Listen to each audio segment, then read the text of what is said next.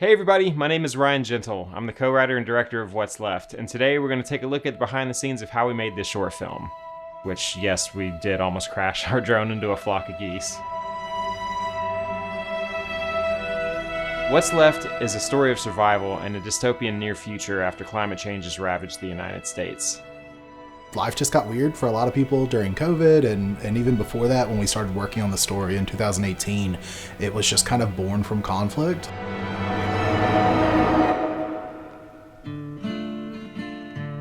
We knew there were a couple of things we needed to convincingly pull off.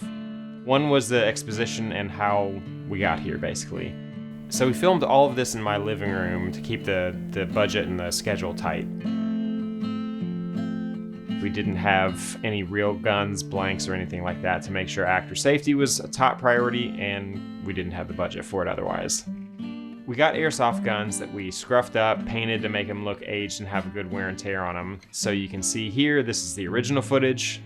It doesn't really come to life yet, but once we added in a couple things from Envato elements, our muzzle flash, the reflection from the muzzle flash on Joseph's face, the reflection in the militiaman's helmet, and then small details that no one would know, but I put some painstaking hours into.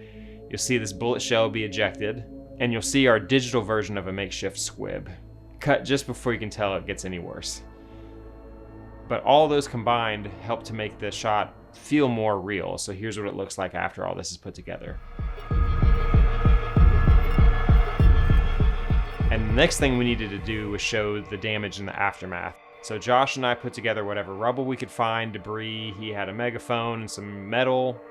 We put it all together, lit some fires, and made this very makeshift vertical rig to go right over the debris and end on a shot of a sign that Austin made saying "Time's Up, Minutemen."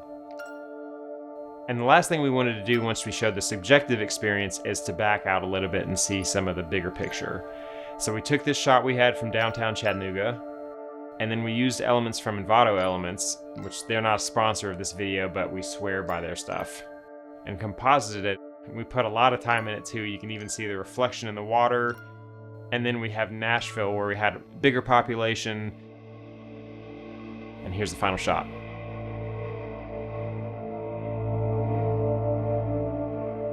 One of the problems that we really started to talk about as this story developed was finding a location.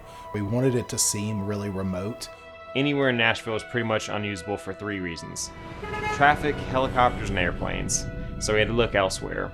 But luckily enough, Ryan's wife, AC's family, has some land in Mississippi. And so we were able to go there and utilize it in a way that really worked for our story. The story takes place in Tennessee, so we really wanted it to have some shocking imagery, one of which is going to be this shot where you see the ocean line in Tennessee. There were a couple ways we thought about tackling this in the beginning. We did some storyboarding, and I had the camera lower where we'd have the actors crossing in front of the camera. It just seemed like a nightmare, so we went another route. The location's up on a hill, so we filmed from above and just decided that right where their headline is going to be the last part where we need to see anything from the lake.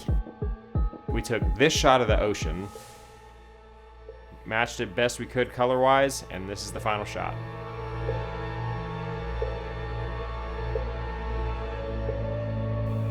Just a few weeks before we started shooting, Ryan, Josh, our DP, and myself went to Mississippi, walked the farm, and really scouted the locations. And while we were doing that, we found an almost perfect spot that kind of had everything we needed. We actually showed up a day or two before shooting with AC and Katie, who were our extraordinaires on set. They really kind of made everything come to life.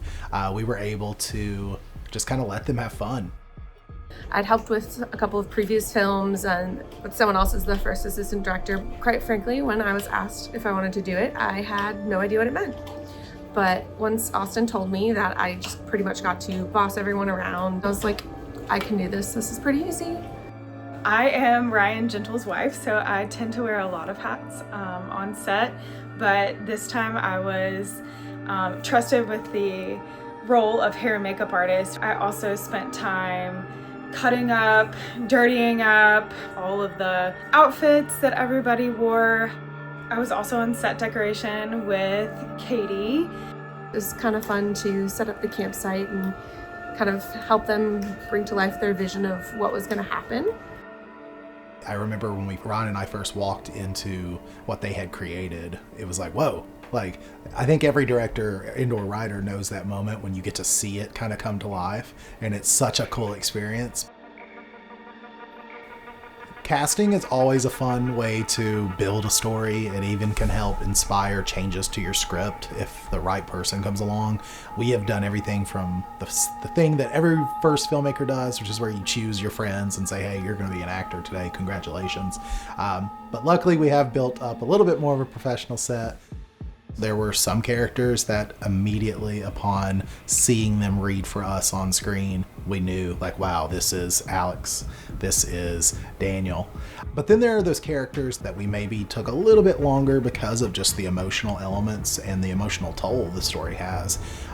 So incredible time meeting these actors, casting, and really seeing what they were able to do on set. Hurry up! We're leaving in 5.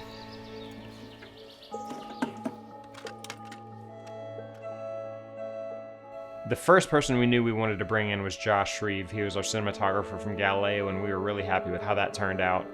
And he helped us really figure out the look, the style, and the feel that we wanted to go for, and was also very game to shoot with the anamorphic lenses. We were really intent on showing some of the prettier shots of nature. You see some pretty sunrises and sunsets, some wildlife, and some pretty drone footage, which, yes, we did almost crash our drone into a flock of geese. I'm very proud of what we came up with.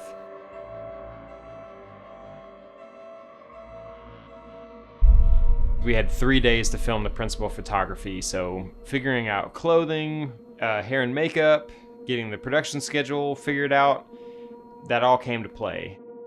As we were scouting the locations and really deciding like, okay, I think the farm is going to work for us. It checked almost every box we needed: rural, remote, quiet. But that is not what we experienced. Silence was not on the menu. Specifically for the night scenes, we did forget that one of AC's family members has a lot of dogs. So when you throw an entire film crew into the woods next to their kennels, it got very loud. Nothing. I'm working on it.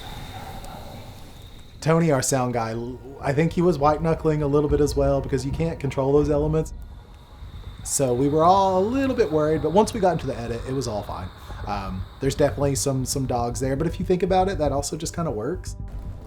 After the raids, I was out on my own. This time we had 3 people working on the music for the short film, which is a little bit unusual, but my brother Chris has been our longtime collaborator, and we always have been wanting to work with Wes, his roommate from college, again, since he worked with us in The Burnout. And so this seemed like the perfect project to bring him in. We really wanted to display the juxtaposition between the beauty and the horror of what people were experiencing at that point. One of the things I latched onto really early in the writing process was the concept of the Newton's cradle, the 2 ends of the cradle forcing each other back and forth. So I wanted to encapsulate that musically, and so I came up with the really simple, just the back and forth of this perfect fifth that you hear throughout the film. It's supposed to kind of just represent the inevitability in a way that the characters are going through. We're really presented the world of what's left through the eyes of the character Anne. And she sees this world with an innocence, but also a clarity that is very childlike. And so I settled on this little hand crank music box, something that she could stumble across and carry with her, throw it in her bag and carry with her wherever she went. And that's actually what you hear in the film. One of the early things I came up with was this back and forth theme. The bad guy in this is climate change, but human nature unfortunately sometimes has us fighting each other instead of the problem. My simple solution to coming up with a motif for that was this wobbly texture that you'll hear several times throughout the short film that goes from one channel to another, back and forth. You hear it a lot in the exposition scene as society collapses, and a couple other times sporadically through the short film.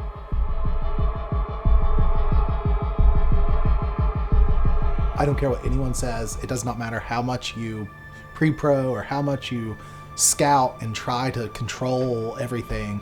It comes down to luck, and we were very lucky. It was a great time. I wish we could do it again. So everybody go watch what's left.